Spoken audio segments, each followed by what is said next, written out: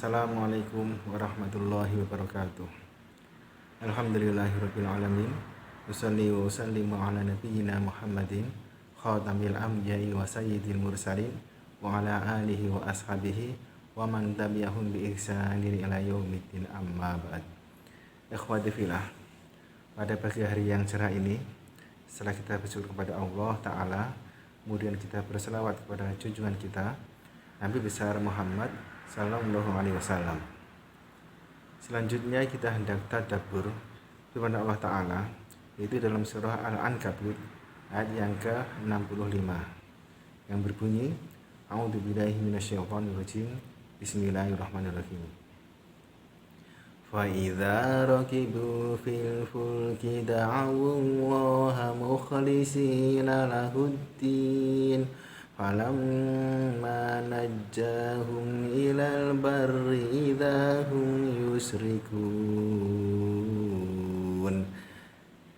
Maka apabila mereka telah naik ke kapal, mereka berdoa kepada Allah Ta'ala dengan memurnikan ketaatan hanya kepadanya. Lalu setelah kami selamatkan mereka sampai ke daratan, tiba-tiba mereka berbuat kesyirikan. Ikhwati fillah, secara ringkas 5 faedah kita petik dari ayat yang mulia ini. Yang pertama, sebagaimana tercantum dalam tafsir Ibnu Katsir, sebuah kisah ini seorang yang bernama Ikrimah bin Abu Jahal yang melarikan diri dari Rasulullah Muhammad Sallallahu Alaihi Wasallam tatkala terjadi Fathu Makkah, yaitu pembukaan kota Makkah. Ia lari menuju ke lautan. Lalu setelah ia naik ke kapal dan sampai di tengah lautan, datanglah badai yang besar dan ombak yang tinggi. Lalu orang-orang saling berkata di antara mereka, sesungguhnya tidak ada yang menyelamatkan kecuali kamu berdoa kepada Allah Ta'ala saja.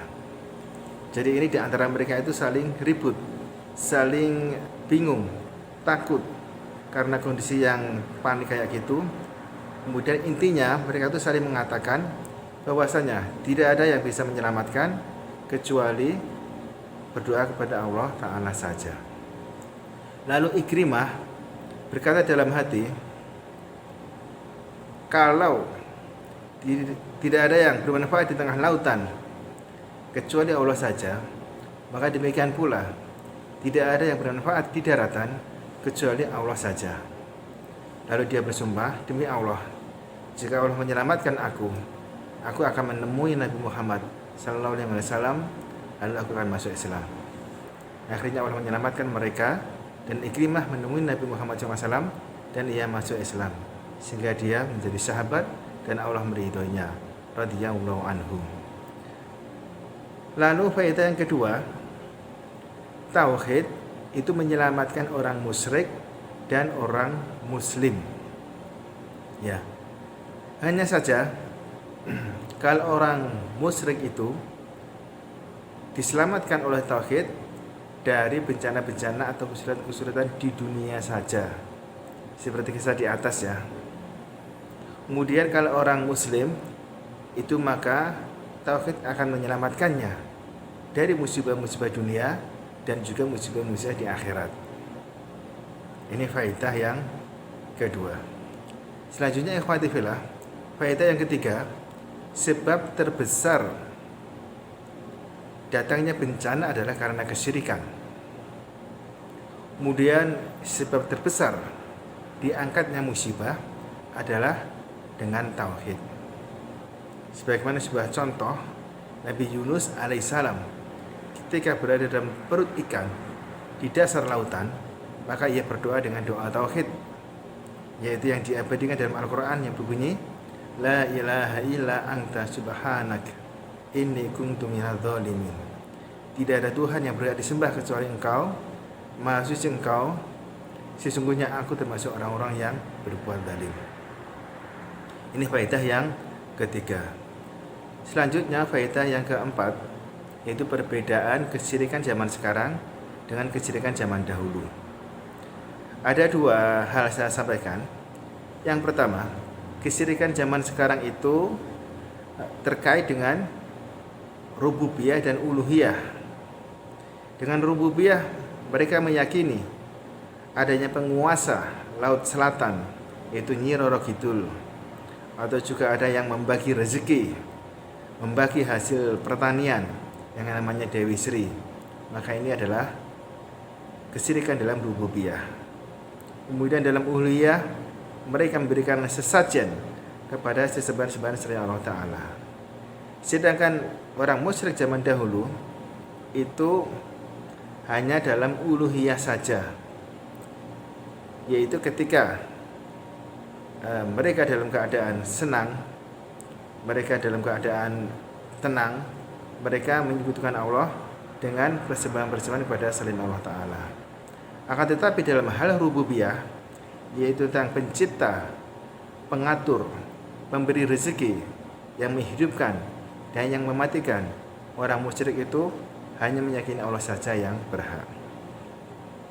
Lalu perbedaan yang kedua, kesyirikan zaman sekarang itu terjadi pada saat susah ataupun dalam keadaan senang. Sedangkan kesyirikan zaman dahulu itu hanya terjadi pada saat senang saja, yaitu ketika di daratan, ketika aman, ketika bahagia, ketika kenikmatan melimpah, mereka menyebutkan Allah dengan sesembahan-sembahan selain Allah Ta'ala. Akan tetapi ketika mendapatkan bahaya yang besar di tengah lautan, mereka memberikan ibadahnya kepada Allah Ta'ala. Sebagaimana Allah gambarkan dalam firman-Nya, itu surah Al-Isra ayat yang ke-67 yang berbunyi, wa idza masakumudz dzurru fil bahri dhalla man tad'una illa iyyah. Dan apabila kamu ditimpa bahaya di tengah lautan, maka hilanglah sesembahan-sesembahan selain Allah Ta'ala, kecuali tinggallah sesembahan Allah saja. Ini faedah yang keempat. Kemudian yang terakhir, faedah yang kelima, yaitu pengamalan dari tadabbur. Ini ada 3 kita petik dari pengamalan. Yang pertama adalah kita mengingat musibah-musibah besar yang pernah kita lalui, entah itu terkait dengan ekonomi, kebangkrutan, terlilit hutang, ditipu, dikhianati, atau lain sebagainya. Atau entah itu terkait dengan kesehatan, ketika kita jatuh sakit dengan penyakit yang kronis, atau ketika itu terkait dengan perjalanan di daratan, di lautan, ataupun di udara, atau juga ketika kita terjebak di tengah bencana, lalu Allah menyelamatkan kita, maka hendaklah kita bersyukur kepada Allah Ta'ala dan lebih banyak lagi dan bersemangat dalam taati Allah Ta'ala. Ini yang pertama. Kemudian pengamalan yang kedua, yaitu kita memperbanyak zikir tauhid, yaitu kalimat la ilaha illallah. Karena Nabi Muhammad SAW itu bersabda, perbaurilah keimanan kalian. Lalu para sahabat bertanya, wahai Rasulullah, bagaimana kami memperbarui keimanan kita? Lalu beliau SAW bersabda, aksiru min qauli la ilaha illallah. Yaitu berbanyaklah dengan mengucapkan kalimat la ilaha illallah. Ini pengamalan yang kedua. Kemudian pengamalan yang ketiga, yang terakhir, yaitu kita memperbanyak kalimat istighfar. Karena Allah Ta'ala berfirman dalam surah Al-Anfal ayat yang ke-33 yang berbunyi, wa ma kana Allahu mu'adzibahum wa hum yastaghfirun. Dan tidaklah Allah akan mengadab mereka sedangkan mereka itu meminta ampun. Syekhul Islam Ibnu Taimiyah rahimahullah menjelaskan dari ayat ini, beliau mengatakan bahwasanya istighfar itu menghapus dosa, dan dosa adalah penyebab datangnya bencana, sehingga bencana itu akan hilang dengan adanya istighfar. Demikian ikhwatul fillah kajian kita kali ini. Mudah-mudahan Allah Ta'ala memudahkan kepada kita, berikan kepada kita untuk bisa memperbanyak zikir kalimat tauhid dan juga zikir istighfar dan juga kalimat-kalimat tauhid yang lainnya. Kemudian Allah berikan kepada kita kekuatan untuk bisa istiqomah di atas jalannya dan menjauhi larangan-larangannya, sehingga kita di akhir nanti mendapatkan ampunan dan rahmat Allah Ta'ala dan dimasukkan dalam surganya. Ya Rabbal Alamin. Allahumma inna na'udzubika min an nusyrika bika syai'an na'lamu wa nastaghfiruka lima la na'lamu.